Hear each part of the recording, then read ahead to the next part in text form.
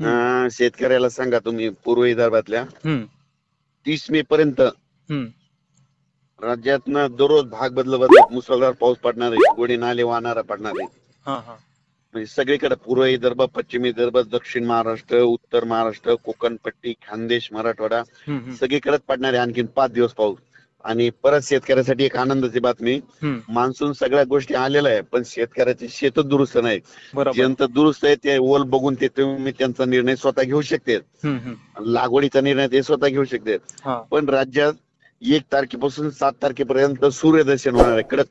आणि त्याच्यामध्ये शेताची कामे करून घ्या हा असं सांगा सगळ्यांना. साहेब, आता या 3 ते 4 दिवसामध्ये कोणत्या जिल्ह्यामध्ये म्हणजे पावसाचा जोर कमी असणार आहे?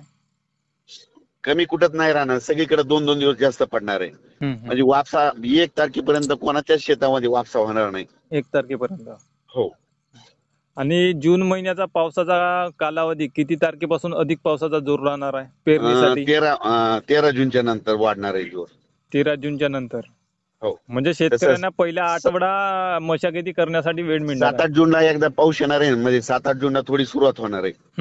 हलक्या मध्यम स्वरूपाची. हो, म्हणजे सरी सरी येत राहतील. त्याच्यामुळे म्हणलं 7 तारखेपर्यंत शेत दुरुस्त करून ठेवा. म्हणजे जूनच्या 15वाड्यापर्यंत 50% शेतकऱ्यांच्या पेरण्या होऊ शकते. हो. बरोबर.